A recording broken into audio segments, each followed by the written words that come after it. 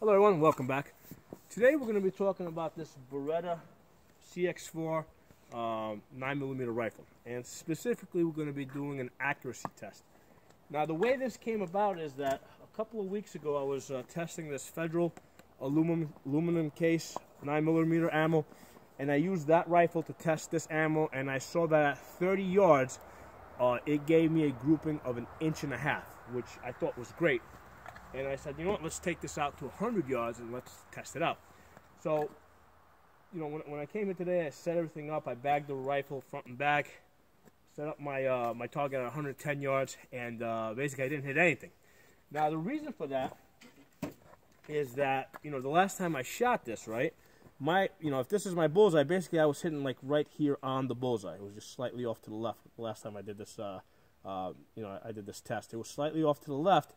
And what that meant is that, you know, at 110 yards, the bullet was dropping below the target, okay? So I worked at this for a while, you know, at 100 yards to get this kind of dialed in, all right? And then finally, once I got it dialed in, what we got was a grouping of 4.5 inches, all right? So there's my grouping, 6 shots. And in order to get this grouping, right, the adjustments that I had to make, okay, at 50 yards without making any adjustments, basically the grouping is up here. All right, so you can see the difference from, okay, so basically, you know, you're shooting high at 50 yards, and then at 110 yards, basically the bullets drop down and they come center. Okay.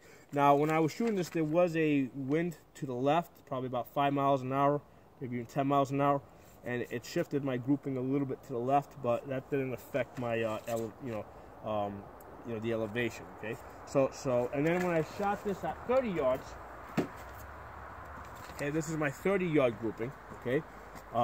At 30 yards, you can see it's about 2 inches high. All right, so if I get my measure out. Okay, we see that we have a grouping of 1 3/4 inches, all right, and from the center, it is about 2 inches high. So basically, you have to, you know, if you're zeroing in at 30 yards, if you want to be able to hit a target out to 110 yards or about 100 yards, you have to basically zero about, about 2 inches high. Now, this is, you know, if you're shooting with an AR-15, right? Normally if we want a 50-yard zero, we shoot, you know, about 1 inch low. If you want a 100-yard zero, you're basically shooting about 2 inches low. So because the 9mm is traveling a lot faster, you know, at 30 yards, your grouping is, you're basically zeroing 2 inches high to get in order to hit center at 110 yards. Okay. Now, one of the things to be aware of is that the wind will definitely move that 9mm because it's going slower. It's in the air a lot longer. The wind has a lot more time to act on it. So, you know, when I was shooting this grouping here, you can see it's shifted at almost 3-4 inches to the left. All right. So that's something to be aware of. So that's what you can expect. This is the type of grouping you can expect out of this 9mm rifle, using the most accurate 9mm I've been able to find, 4.5 inches. Okay. Now let's talk about the rifle a little bit more. A couple of cool things about the rifle. First of all, the rifle comes with a 17-round magazine, and basically Beretta does make 20-round magazines, which I have. Okay, these are original Beretta, factory mags. They have the Beretta logo on them. This rifle originally was designed to use the Beretta 92 magazines. However, they did, that was, I think, the original series that they made.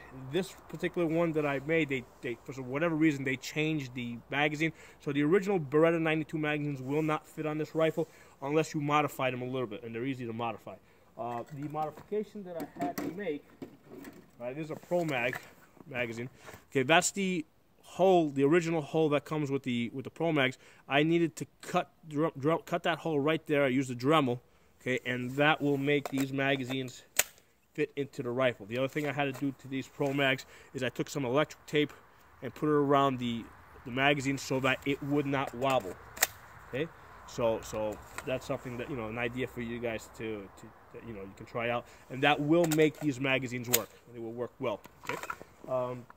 Something to be aware of: these the magazines that come with this rifle are nothing like the magazines that come with with the Beretta 92 as far as their the spring toughness. Okay, if I look at the springs on my Beretta 92 magazines, they're thicker, they're stronger. These magazines, even though they say Beretta on them, I can tell they're a little bit thinner. And I've had this rifle for about 5 or 6 years now, and basically it's not a rifle that I use a whole lot. I think I only have maybe about 2,000-3,000 rounds on it. And for whatever reason, the springs did lose some of their, they did weaken basically. And what I did is what I found is a lot of times as you were loading it, they would just kind of go down and get stuck a little bit. So I did open these up, and what I did is I stretched the springs out a little bit, and now they work well. Okay, and I know that you're really not supposed to do that to springs, but they weren't working that great anyway, so they are working now. So that if you do have that problem with these magazines, that's something that you guys can do. Just open them up, just stretch them a little bit, and they'll go from not working to working. So there's a solution for you guys on that. One of the things to be aware of, I had not opened this gun up. I've really never even really cleaned this gun, other than just just spraying the inside of the gun from the ejection port. I would lock this gun open, and I would basically just try to clean the rifle as best as I could from the outside. Recently, I wanted to try and remove this front swivel attachment because it was kind of in my way. I didn't like it, as far as resting it on the bag. And in order to do that, I tried taking the rifle apart, and while I was in there, I ended up cleaning the gun. So that's the only reason I ended up taking this gun apart and cleaning it. It really doesn't need to be cleaned. I mean, my test for when a gun needs to be cleaned is if I'm working the action and I see that it's sticking, it's time to clean the gun. If it's not sticking, I mean, I don't do a white glove test. I mean, I don't care if it's a little bit dirty. As long as it's cycling properly and I don't feel any resistance, I'll just keep shooting it. But because I was in there anyway, I decided to clean the gun. As far as removing that, it's basically not removable. That basically holds a spring in there that I think keeps this front sight in place. So don't try and remove that. That's meant to be there. But that's one of my things. I wish that was removable. One of the things that I noticed while I had this rifle apart is that the charging handle, which is on the left side, can be easily put on the right side. And I did do that because I figured that, hey, that was more like an AK-47. And what I found is that I had kind of gotten so used to this on the left side that I didn't like it. I ended up switching it back. The reason why I don't like it is because it's really easy to lock open the gun, because that's where your slide lock is. So I ended up bringing that back to where it was originally on the left side.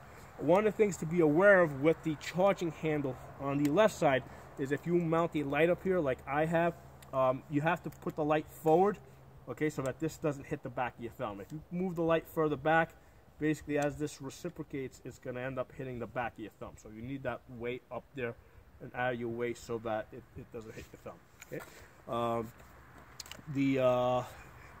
As far as a red dot, you want to get a low profile red dot so that you can co-witness with your iron sights. That works out pretty good.